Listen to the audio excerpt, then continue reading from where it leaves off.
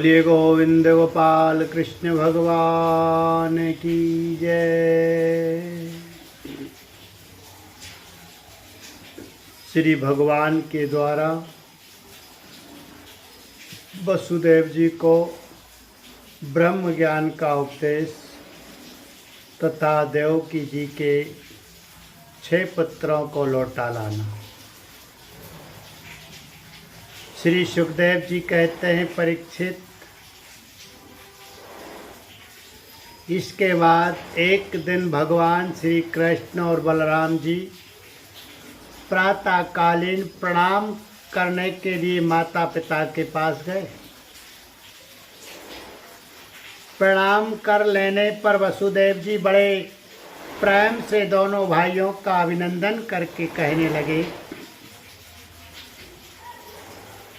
वसुदेव जी ने बड़े बड़े ऋषियों के मुँह से भगवान की महिमा सुनी थी तथा उनके ईश्वर पूर्ण चरित्र भी देखे थे। इससे उन्हें इस बात का दृढ़ विश्वास हो गया था कि ये साधारण पुरुष नहीं, स्वयं भगवान है। इसलिए उन्होंने अपने पुत्रों को प्रेम पूर्वक संबोधित करके यो कहा, सच्चिदानंद स्वरूप श्री कृष्ण, महायोगीश्वर शंकरषण, तुम दोनों सनातन हो। मैं जानता हूँ कि तुम दोनों सारे जगत के साक्षात कारण स्वरूप प्रधान और पुरुष के भी नियामक परमेश्वर हो। इस जगत के आधार, निर्माता और निर्माण सामग्री भी तुम ही हो। इस सारे जगत के स्वामी तुम दोनों हो और तुम्हारी ही क्रीड़ा के लिए इसका निर्माण हुआ है। यह जिस समय जिस रूप में जो कुछ रहता है होता है वे सब तुम ही हो। इस जगत में प्रकृति रूप से योग्य और पुरुष रूप से भोक्ता तथा दोनों से परे दोनों के नियामक साक्षात भगवान भी तुम ही हो। इंद्रियातीत, जन्म, अस्तित्व आदि भाव विकारों से रहित परमात्मन इस चित्र विचित्र जगत का तुम ही ने निर्माण किया है और इसमें स्वयं तुमने ही आत्म रूप से प्रवेश भी किया है। तुम प्राण, क्रिया शक्ति और जीव ज्ञान शक्ति के रूप में इसका पालन पोषण कर रहे हो। क्रिया शक्ति प्रधान प्राण आदि में जो जगत की वस्तुओं की सृष्टि करने की सामर्थ्य है वह उनकी और अपनी सामर्थ्य नहीं, तुम्हारी है, क्योंकि वे तुम्हारे समान चेतन नहीं, अचेतन है, स्वतंत्र नहीं, परतंत्र है। अतः उन चेष्टाशील प्राण आदि में केवल चेष्टा मात्र होती है, शक्ति नहीं। शक्ति तो तुम्हारी है। प्रभु, चंद्रमा की कांति, अग्नि का तेज और सूर्य की प्रभा, नक्षत्र और विद्युत आदि की स्फुरण रूप से सत्ता, पर्वतों को स्थिरता, पृथ्वी की साधारण शक्ति रूप वृत्ति और गंध रूप गुण, ये सब वास्तव में तुम ही हो। परमेश्वर, जल में तृप्त करने, जीवन देने और शुद्ध करने की जो शक्तियां हैं वे तुम्हारा ही स्वरूप है। जल और उसका रस भी तुम ही हो प्रभु। इंद्रिया शक्ति, अनंत अंतःकरण की शक्ति, शरीर की शक्ति, उसका हिलना डोलना चलना फिरना, ये सब वायु की शक्तियां तुम्हारी है। दिशाएं और उनके अवकाश भी तुम ही हो। आकाश और उसका आश्रयभूत स्फोट शब्द, तन मात्रा या परावाणी, नाद, पश्यंती, ओंकार, मध्यमा तथा वर्ण तथा वर्ण, अक्षर एवं पदार्थों का अलग अलग निर्देश करने वाले पद, रूप, बेखरी वाणी भी तुम ही हो। इंद्रिया, उनकी विषय प्रकाशिनी शक्ति और अधिष्ठात्र देवता तुम ही हो। बुद्धि की निश्चयात्मिका शक्ति और जीव की विशुद्ध स्मृति भी तुम ही हो। भूतों में उनका कारण तमाम अहंकार, इंद्रियों में उनका कारण तेजस अहंकार और इंद्रियों के अधिष्ठात्र देवताओं में उनका कारण सात्विक अहंकार तथा जीवों के आवागमन का कारण माया भी तुम ही हो। भगवान, जैसे मिट्टी आदि वस्तुओं के विकार, घड़ा, वृक्ष आदि में मिट्टी निरंतर वर्तमान है और वास्तव में वे कारण मृत्यु का रूप ही है, इसी प्रकार जितने भी विनाशवान पदार्थ है उनमें तुम कारण रूप से अविनाशी तत्व हो। वास्तव में वे सब तुम्हारे ही स्वरूप है। प्रभु, सत्व, रज, तम, ये तीनों गुण और उनकी वृत्तियां परिणाम महत्ववादी पर ब्रह्म परमात्मा में तुम में योग माया के द्वारा कल्पित है। इसलिए ये जितने भी जन्म, अस्थि, बुद्धि, परिणाम आदि भाव विकार है वे तुम में सर्वथा नहीं है। जब तुम में इनकी कल्पना कर ली जाती है तब तुम इन विकारों में अनुगत ज्ञान जान पड़ते हो। कल्पना की निवृत्ति हो जाने पर तो निर्विकल्प परमार्थ स्वरूप तुम ही तुम रह जाते हो। यह जगत सत्व, रज, तम इन तीनों गुणों का प्रभाव है। देह, इंद्रिय, अंतःकरण, सुख दुख और राग लोभ आदि उन्हीं के कार्य है, जिनमें जो अज्ञानी तुम्हारा सर्वात्मा का सूक्ष्म स्वरूप नहीं जानते, वे अपने देहाभिमान रूप अज्ञान के कारण ही कर्मों के फंदे में फंसकर बार बार जन्म मृत्यु के चक्कर में भटकते रहते हैं। परमेश्वर मुझे शुभ प्रारब्ध के अनुसार इंद्रियादि की सामर्थ्य से युक्त अत्यंत दुर्लभ मनुष्य शरीर प्राप्त हुआ, किंतु तुम्हारी माया के बस होकर मैं अपने सच्चे स्वार्थ परमार्थ से ही असावधान हो गया और मेरी सारी आयु यूं ही बीत गई। प्रभु, ये शरीर मैं हूँ और इस शरीर के संबंधी मेरे अपने हैं। इस अहंता एवं ममता रूप स्नेह की फांसी से तुमने इस सारे जगत को बांध रखा है। मैं जानता हूं कि तुम दोनों मेरे पुत्र नहीं हो, संपूर्ण प्रकृति और जीवों के स्वामी हो। पृथ्वी के भारभूत राजाओं के नाश के लिए ही तुमने अवतार ग्रहण किया है। ये बात तुमने मुझसे कहीं भी थी। इसीलिए दीन जनों के हितैषी शरणागत वत्सल मैं अब तुम्हारे चरण कमलों की शरण में हूँ, क्योंकि वे ही शरणागतों के संसार भय को मिटाने वाले हैं। अब इंद्रियों की लोलुपता से भर पाया, इसी के कारण मैंने मृत्यु के ग्रास इस शरीर में आत्मबुद्धि कर ली और तुम में जो कि परमात्मा हो पुत्र बुद्धि। प्रभु, तुमने प्रसव गृह में ही हमसे कहा था कि यद्यपि मैं अजन्मा हूँ फिर भी मैं अपनी ही बनाई हुई धर्म मर्यादा की रक्षा करने के लिए प्रत्येक युग में तुम दोनों के द्वारा अवतार ग्रहण करता रहा हूँ। भगवान, तुम आकाश के समान अनेकों शरीर ग्रहण करते और छोड़ते रहते हो। वास्तव में तुम अनंत एक रस सत्ता हो। तुम्हारी आश्चर्यमयी शक्ति योग माया का रहस्य भला कौन जान सकता है। सब लोग तुम्हारी कीर्ति का ही गान करते रहते हैं। श्री सुखदेव जी कहते हैं, परीक्षित, वसुदेव जी के ये वचन सुनकर यदुवंश शिरोमणि भक्त वत्सल भगवान श्री कृष्ण मुस्कुराने लगे। उन्होंने विनय से झुककर मधुर वाणी से कहा, भगवान श्री कृष्ण ने कहा, पिताजी हम तो आपके पुत्र ही हैं। हमें लक्ष्य करके आपने हे ब्रह्म ज्ञान का उपदेश किया है। हम आपकी एक एक बात युक्त मानते हैं पिताजी।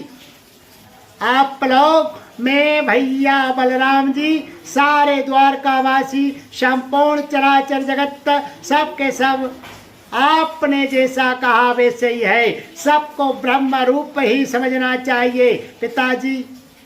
आत्मा तो एक ही है, परंतु वह अपने में ही गुणों की सृष्टि कर लेता है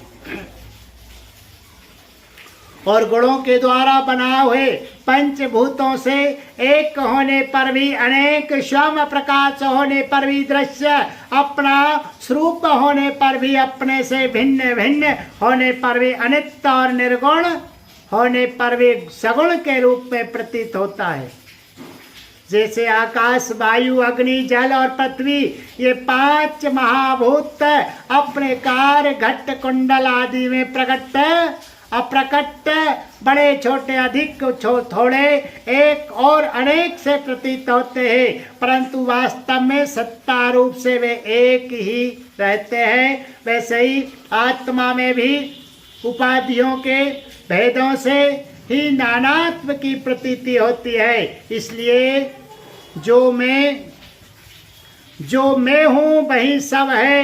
इस दृष्टि से आपका कहना ठीक ही है। श्री सुखदेव जी कहते हैं, परीक्षित, भगवान श्री कृष्ण के इन वचनों को सुनकर वसुदेव जी ने नानात्म बुद्धि छोड़ दी। वे आनंद में मग्न होकर वाणी से मौन और मन से निसंकल्प हो गए। कुरुश्रेष्ठ उस समय वहाँ सार्वदेवमयी देव जी भी बैठी हुई थी, देवकी जी भी बैठी हुई थी। वे बहुत पहले से ही ये सुनकर अत्यंत विस्मित थी कि श्री कृष्ण और बलराम जी ने अपने मरे हुए गुरुपुत्रों को यमलोक से वापस ला दिया। अब उन्हें अपने उन पुत्रों की याद आ गई जिन्हें कंस ने मार डाला था। उनके स्मरण से देवकी जी का हृदय आतुर हो गया, नेत्रों से आंसू बहने लगे। उन्होंने बड़े ही करुण स्वर से श्री कृष्ण और बलराम जी को संबोधित करके कहा, देवकी जी ने कहा, लोकाभिराम राम, तुम्हारी शक्ति मन और वाणी के परे है। श्री कृष्ण, तुम योगेश्वरों के भी ईश्वर हो। मैं जानती हूँ कि तुम दोनों प्रजापतियों के भी ईश्वर आदि पुरुष नारायण हो। यह भी मुझे निश्चित रूप से मालूम है कि जिन लोगों ने काल क्रम से अपना धैर्य, संयम और सत्गुण खो दिया है तथा शास्त्र की आज्ञाओं का उल्लंघन करके जो स्वेच्छाचार पारायण हो रहे हैं, भूमि के भारभूत उन राजाओं का नाश करने के लिए ही तुम दोनों मेरे गर्भ से अवतीर्ण हुए हो।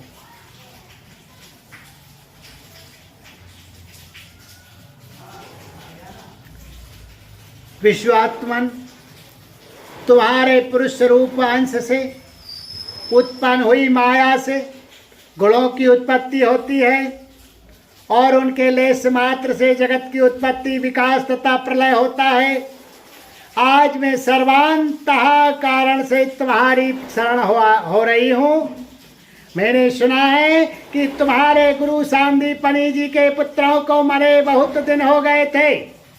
उनको गुरु दक्षिणा देने के लिए उनकी आज्ञा तथा काल की प्रेरणा से तुम दोनों ने उनके पुत्र को यमपुरी से वापस ला दिया। तुम दोनों योगेश्वरों के भी ईश्वर हो, इसलिए आज मेरी भी अभिलाषा पूर्ण करो। मैं चाहती हूँ कि तुम दोनों मेरे उन पुत्रों को जिन्हें कंस ने मार डाला था ला दो और उन्हें मैं भर आंख देख लूं। श्री सुखदेव जी कहते हैं, प्रिय परीक्षित, माता देवकी जी की ये बात सुनकर भगवान श्री कृष्ण और बलराम दोनों ने योग माया का आश्रय लेकर सुतल लोक में प्रवेश किया। जब दैत्यराज बलि ने देखा कि जगत के आत्मा और इष्ट देव तथा मेरे परम स्वामी भगवान श्री कृष्ण और बलराम जी सुतल लोक में पधारे हैं, तब उनका हृदय उनके दर्शन के आनंद में निमग्न हो गया। उन्होंने झटपट अपने कुटुंब के साथ आसन से उठकर भगवान के चरणों में प्रणाम किया। अत्यंत आनंद से भरकर दैत्यराज बलि ने भगवान श्री कृष्ण बलराम जी को श्रेष्ठ आसन दिया, और जब वे दोनों महापुरुष उस पर विराज गए, तब उन्होंने उनके पांव पखार कर उनका चरणोदक परिवार सहित अपने सिर पर धारण किया। परीक्षित, भगवान के चरणों का जल ब्रह्म पर्यंत सारे जगत को पवित्र कर देता है। इसके बाद दैत्यराज बलि ने बहुमूल वस्त्राभूषण चंदन तांबूल दीपक अमृत के समान भोजन एवं अन्य विविध सामग्रियों से उनकी पूजा की, और अपने समस्त परिवार धन तथा शरीर आदि को उनके चरणों में समर्पित कर दिया। परीक्षित, दैत्यराज बलि बार बार भगवान के चरण कमलों को अपने वक्ष स्थल और सिर पर रखने लगे। उनका हृदय प्रेम से विकल हो गया, नेत्रों से आनंद के आंसू बहने लगे, रोम रोम खिल उठा। अब वे गदगद स्वर से भगवान की स्तुति करने लगे। दैत्यराज बलि ने कहा, बलराम जी, आप अनंत है, आप इतने महान हैं कि शेष आदि सभी विग्रह आपके अंतर्भूत है। सच्चिदानंद स्वरूप श्री कृष्ण, आप सकल जगत के निर्माता है। ज्ञान योग एवं भक्ति योग दोनों के प्रवर्तक आप ही है। आप स्वयं ही परब्रह्म परमात्मा है। हम आप दोनों को बार बार नमस्कार करते हैं। भगवान, आप दोनों का दर्शन प्राणियों के लिए अत्यंत दुर्लभ है, फिर भी आपकी कृपा से वह सुलभ हो जाता है, क्योंकि आज आपने कृपा करके हम रजोगुणी एवं तमोगुणी स्वभाव वाले दैत्यों को भी दर्शन दिया है। प्रभु, हम और हमारे ही समान दूसरे दैत्य दानव गंधर्व सिद्ध विद्याधर चारण यक्ष राक्षस पिशाच भूत और प्रमथ नायक आदि आपका प्रेम से भजन करना तो दूर रहा, आपसे सर्वदा दृढ़ भेदभाव रखते हैं, परंतु आपका श्री विग्रह साक्षात वेदमय और विशुद्ध सत्व स्वरूप है। इसलिए हम लोगों में से बहुतों ने दृढ़ भेदभाव से, कुछ ने भक्ति से और कुछ ने कामना से आपका स्मरण करके उस पद को प्राप्त किया है, जिसे आपके समीप रहने वाले साध्व प्रधान देवता आदि भी नहीं प्राप्त कर सकते। योगेश्वरों के अधीश्वर बड़े बड़े योगेश्वर भी प्राय यह बात नहीं जानते कि आपकी योग माया यह है और ऐसी है, फिर हमारी तो बात ही क्या है। इसलिए स्वामी, मुझ पर ऐसी कृपा कीजिए कि मेरी चित्त वृत्ति आपके उन चरण कमलों में लग जाए, जिसे किसी की अपेक्षा न रखने वाले परमहंस लोग ढूंढा करते हैं, और आपका आश्रय लेकर मैं उससे भिन्न इस घर गृहस्थी के अंधेरे कुएं से निकल जाऊं। प्रभु, इस प्रकार आपके उन चरण कमलों की जो सारे जगत के एकमात्र आश्रय है, शरण लेकर शांत हो जाऊं और अकेला ही विचरण करूं। यदि कभी किसी का संग करना ही पड़े तो सबके परम हितैषी संतों का ही। प्रभु, आप समस्त चराचर जगत के नियंता और स्वामी हैं।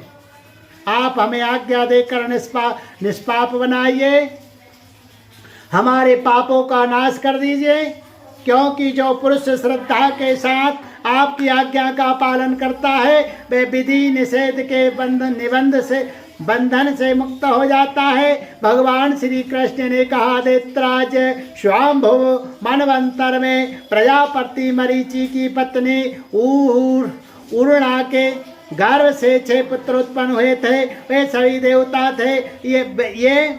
वे यह देखकर कि ब्रह्मा जी अपनी पुत्री से समागम करने के लिए उद्यत है, हंसने लगे। इस परिहास रूप अपराध के कारण उन्हें ब्रह्मा जी ने शाप दे दिया और वे असुर योनि में हिरण्यकश्यपु के पुत्र रूप से उत्पन्न हुए। अब योग माया ने उन्हें वहां से लाकर देवकी के घर में रख दिया और उनको उत्पन्न होते ही कंस ने मार डाला।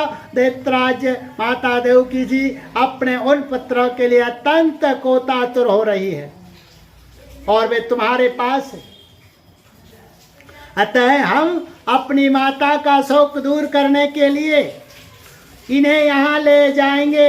इसके बाद ये साप से मुक्त हो जाएंगे और आनंद पूर्वक अपने लोक में चले जाएंगे। इनके 6 नाम है शमर, उद्गीत, परिश्वंग, पतंग, श्रुतभृत और घृणी। इन्हें मेरी कृपा से पुनः सद्गति प्राप्त होगी। परीक्षित, इतना कहकर भगवान श्री कृष्ण चुप हो गए। दैत्यराज बलि ने उनकी पूजा की। इसके बाद श्री कृष्ण और बलराम जी बालकों को लेकर फिर द्वारका लौट आए तथा माता देवकी को उनके पुत्र सौंप दिए। उन बालकों को देखकर देवी देवकी के हृदय में वात्सल्य स्नेह की बाढ़ आ गई। उनके स्तनों से दूध बहने लगा। वे बार बार उन्हें गोद में लेकर छाती से लगाती और उनका सिर सूंघती। पुत्रों के स्पर्श के आनंद से सराबोर एवं आनंदित देवकी ने उनको स्तनपान कराया। वे विष्णु भगवान की उस माया से मोहित हो रही थी जिससे यह सृष्टि चक्र चलता है। परीक्षित, देवकी जी के स्तनों का दूध साक्षात अमृत था। क्यों ना हो, भगवान श्री कृष्ण जो उसे पी चुके थे, उन बालकों ने वही अमृतमय दूध पिया।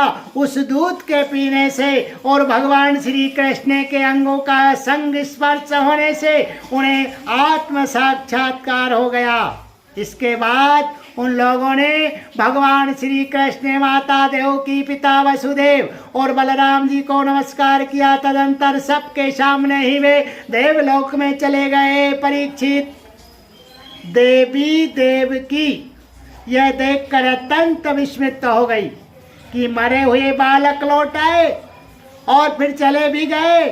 उन्होंने ऐसा निश्चय किया कि यह श्री कृष्ण का ही कोई लीला कौशल है। परीक्षित, भगवान श्री कृष्ण स्वयं परमात्मा है। उनकी शक्ति अनंत है। उनके ऐसे ऐसे अद्भुत चरित्र इतने हैं कि किसी प्रकार उनका पार नहीं पाया जा सकता।